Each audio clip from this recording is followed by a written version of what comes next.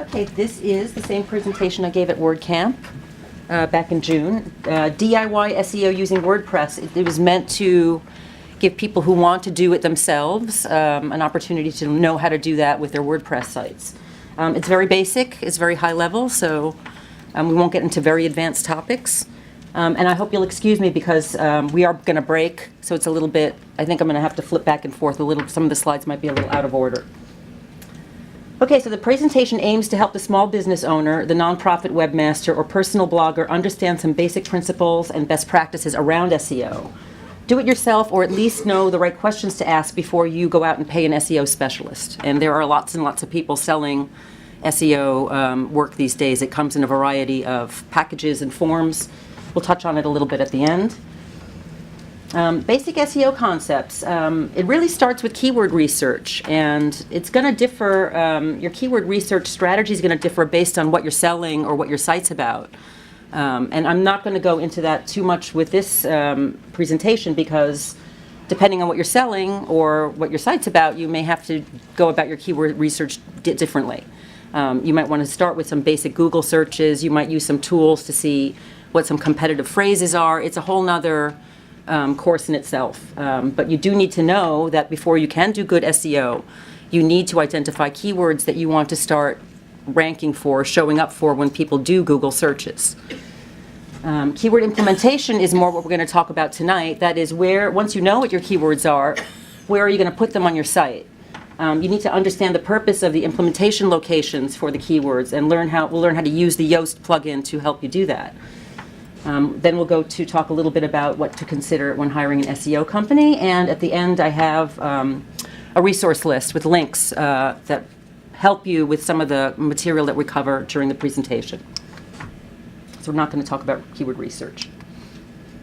Okay, when thinking about SEO, I like to think of it not just as search engine optimization, but really as search experience optimization, because you're not trying to target just just search engines. You're trying to target users, real people that are searching for your products and services. So it's fine to try and target a search engine with keywords, but you want to make sure that the user always gets priority. They both have things in common. Search engines love good content. If a Google bot comes through and sees your website and it's got great content on it, that's a good thing. Users are the same. When a user comes to visit your site and they see great material, they're going to come back. Search engines use keywords to generate listings. That's how they kind of index your site and determine how to rank your site and present it back to a user that's done a search. Users use keywords to find information, keywords that they punch into a Google search to look for what it is they're looking for. Search engines cannot access poorly designed sites. If the structure of the site is such that the search engine bots can't read it, or can't read the metadata associated with it, they're not going to know what that site's about. This comes up a lot with people that have flash sites. There's just no way for the search engine to know what that's about. Users also hate browsing poorly designed sites. I don't think users hate Flash so much, but a lot of the other things that might go into good usability are important for SEO. Having a clear navigation system, having your top content, your meatiest content up top above the fold. Those are all good SEO practices, and they're good web design and web usability practices too. So everything you do on a website should have the dual purpose of satisfying users and search engines, and yes, in that order. You never want to be playing directly to the search engines. Okay, how does Google feel about SEO? That's always a big topic. There's constantly articles in the search engine blogs and whatnot talking about how Google's algorithm updates are killing SEO and making things really hard for the SEO professional. But Google themselves, Matt Cutts, who's at Google, talks about this all the time. They have no problem with the right kind of SEO. Google's in the business of trying to help people find your content. So it says here, many people confuse search engine optimization with spamming. Spamming and SEO are two totally different things. A recent announcement from Google contained a statement about white hat SEO, meaning SEO with legal tactics, nothing underhanded or sneaky. Effective search engine optimization can make a site more crawlable and make individual pages more accessible and easier to find. White hat search engine optimizers often improve the usability of a site, help create great content, or make sites faster, which is good for both users and search engines. And there's a link down here to Matt Kutz's video on YouTube talking about just this subject. What's acceptable and what's not acceptable in terms of SEO. So how do you go about improving your ranking? You have a website and your customers tell you, you know, I'm searching for blue widgets and it's not coming up. What can I do to improve that? Well, there are two sides of SEO, and my portion of the discussion talks about on-site factors. That is, what do you say about yourself on your website? And what keywords are you using on your website to communicate what your website is about to your audience and to the search engines? That's what we call on-site SEO. The other is off-site SEO, and that's what Jonathan's really going to talk about. That's what are other websites saying about you, and how are they linking back to you? What terms are they using in their anchor text, in the little links that they underline to point back to your website? How are they using those links to describe your site? And I think he'll touch a little bit on that in his presentation. So, and this is your area, so I won't go into it, but when I did it at WordCamp, the Penguin thing had just hit, and everyone was saying, oh, you know, all my links are gone, all my rankings are gone. So you just want to, you know, just very briefly on the off-site thing, and Jonathan will tell you more, you want to make sure that you're getting links from legitimate websites, credible websites, relevant websites, not, you know, junky blog comments that you know, embed a link back to your website. It does you no good to do that, but you know what, it's not my thing tonight, it's Jonathan's. Okay, let's talk more about on-site factors for SEO. What keywords do you use? Okay, without getting into the specifics of, you know, how you conduct your keyword research, you want to make sure that you're finding keywords that are relevant to your subject matter or to your product or to your nonprofit's mission. You know, those are the kinds of keywords you're going to want to start with broadly in terms of developing a strategy. And, sorry. And you want to make sure that these search phrases actually bring back some traffic, because you may think that this phrase is like what everyone is searching for, but you might be surprised. And you know, you can easily, even without tools, you can easily tell what kind of volume of search traffic is coming by simply typing a search phrase into Google and seeing how many results get returned. You know, how many pages are out there that have these keywords ranking for them. Then you'll know basically what you're up against. So that's what we call traffic bearing. You know, what's the average search volume of these keywords that you're wanting to target for consumers to find your site or for readers to come visit your blog? And then where do you put them? Once you've identified these keywords, where do they go? We'll talk about where they go: pages, page titles, meta descriptions, domain names, all that stuff. Oh, I did have some tips here, and I'm sorry about this, but I just have to. I have to look at my notes because I can't remember these off the top of my head. But in terms of doing keyword research, I try and say when you're doing this, brainstorm with others. You know, don't go nuts trying to figure out every possible term that you could use to describe your content.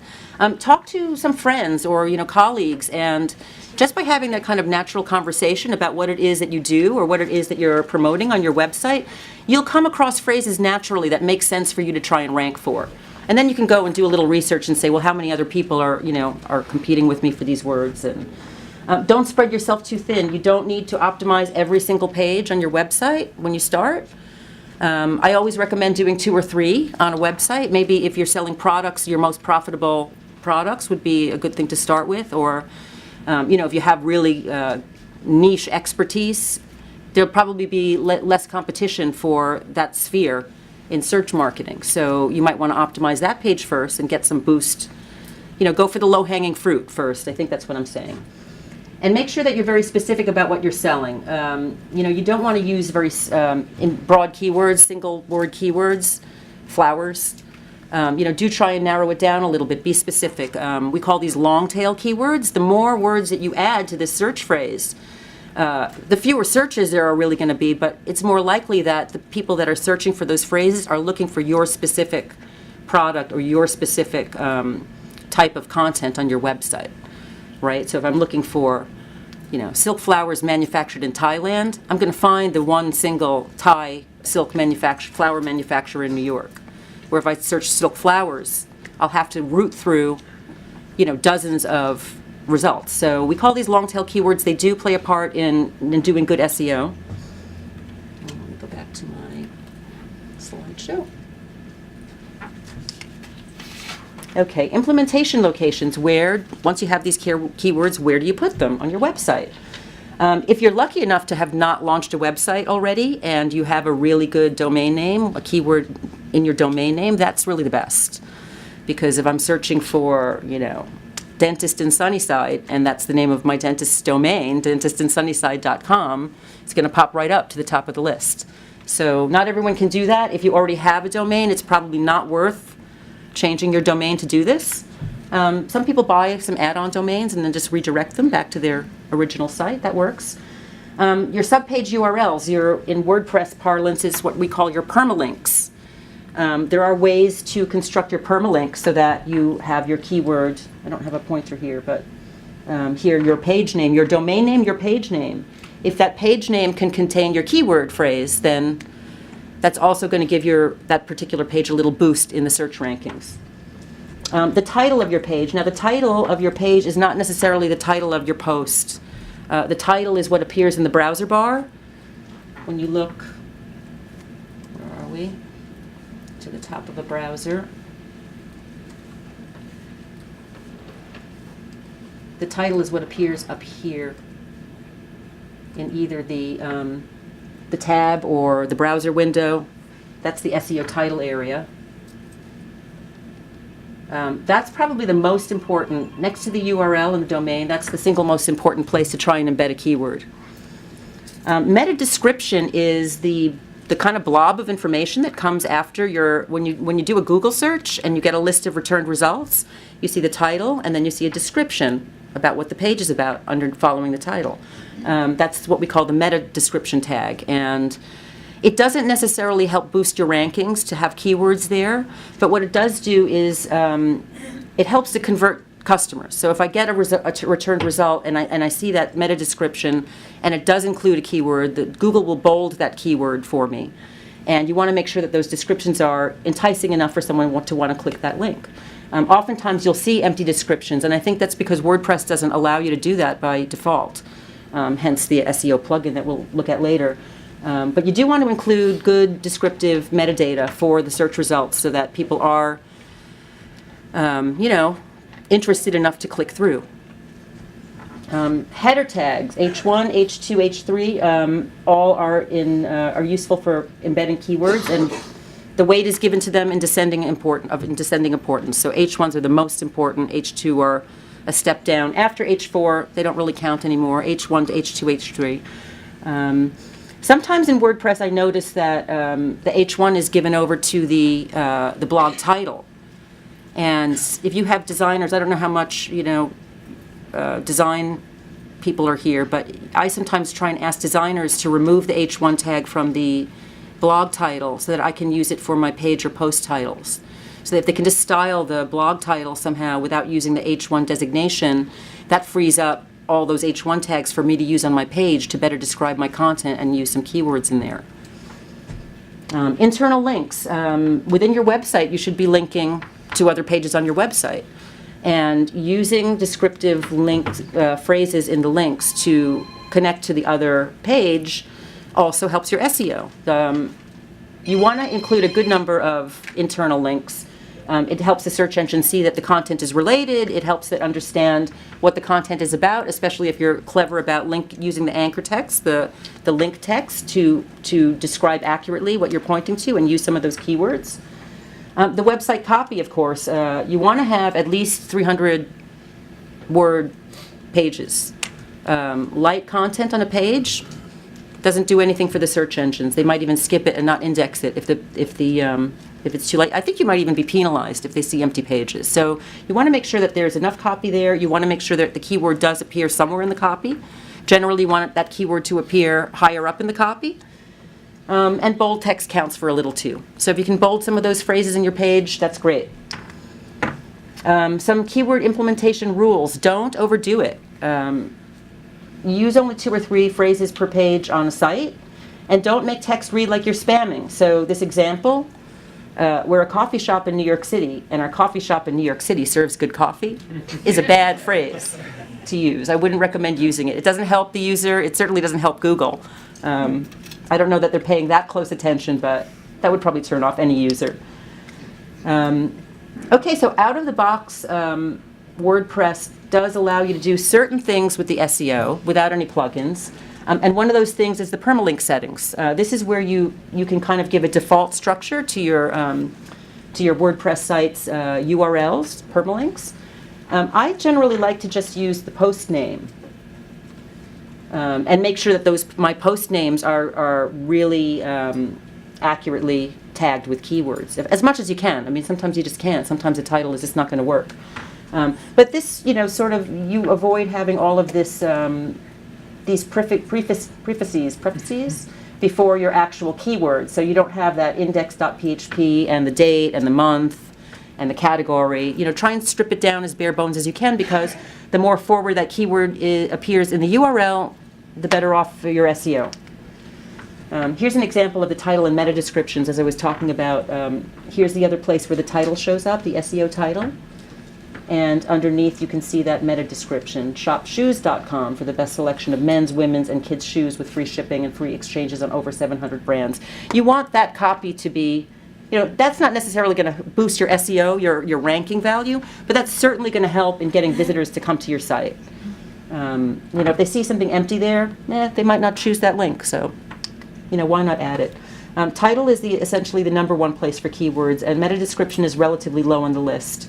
Here's a tip: unless your business name is really a widely recognized brand, don't bother using it in the title. You're kind of just wasting space. You have only 160 characters for the title, so cramming my company name, Pinoptic Online Marketing, would take up the whole title, and it's pointless to put it in the title because it's not going to bring me any traffic.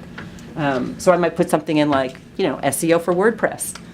What you can do, though, is put your brand name or your company name in the first line of the meta description. So here you can see the title is Washington and Oregon Whitewater Rafting and River Rafting, and then they use the company name as the first line of the meta description. Wet Planet Whitewater provides the best river rafting in Oregon, blah, blah, blah. Okay, we're going to skip over the Yoast. Headers. So, like I said, these go in descending weight. If you can make the H1 tag not the title of the blog, but the title of the pages and the posts, that's awesome, because that's a place where you could feasibly put in some good keywords and have that H1 boost the ranking of the page. H2, H3, secondary or topical keywords, use them as headings for paragraphs. H4 and H5, they don't really count.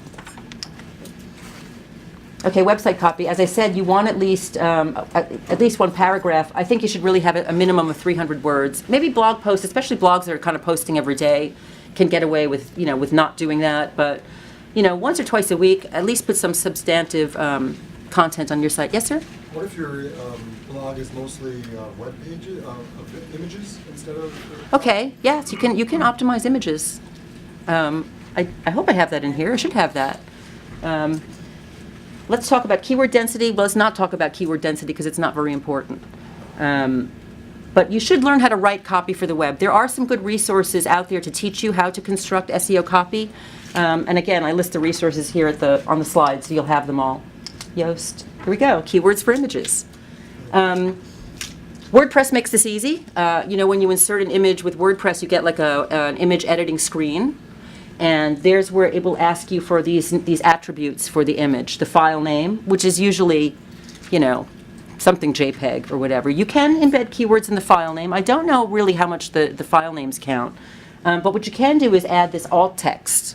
And you do that in the editing window of WordPress. The alt attribute shows when an image can't be loaded. Many phones just don't load the images, so you'll see the alt text instead until you purposely download the images. And you can hover over the image sometimes and have the alt text pop up. Or that's the title, maybe. But in any case, use those attributes to put your keywords. They do help. Google does index the images separately, so it will look for keywords in the image tags. Internal links can be helpful within the copy, especially at the end of articles. Don't overuse them. I mean, don't go crazy cross-linking all your content. And it's hard to do it. If you maintain a blog and you're updating all the time, you can't always go back and say, oh yeah, I had a blog post that was kind of related to this 3 months ago. You can use one of these cool plugins. There are lots of WordPress plugins. NRelate and Zamanta are sponsors of the Meetup, and I've used both of these, and they're great. They have some other bells and whistles that go along with them, but there are plugins out there that will do this for you. They will find related content based on your own page content and feed them out at the bottom of the blog post saying, you want to read, you like this article? Here's more on the same topic. Try and make sure that the anchor text that you use is the same that you use for other links that are coming into the site, or links that you might have embedded in your menu or your navigation bars to the degree possible. It just helps keep some consistency, for the search engines. They say, okay, this is the way they describe themselves when they point to content on their own site, and this is the way other people describe them as well. So it must be so. Another thing that you can take advantage of out-of-the-box WordPress are these update services. I don't know how many people even know about this stuff. It's under the writing section in the dashboard, in the settings of the dashboard, and by default, I think WordPress has it going to, what is it? I can't even remember which one they use. Pingarati or something. But you can actually, if you go to the WordPress.org site, they actually have a list of update services that they keep updated. And if you cut and paste that list here, what happens is every time you publish a piece of content, a page or a post, this goes out and pings all of the search engines to say, hey, there's new content here, come and index me. So that's just an easy, kind of no-brainer thing. I usually do it when I set up any new WordPress blog or website. We're going to skip that because this is all Yoast. I think that we are done for this half. Okay? Okay, thank you.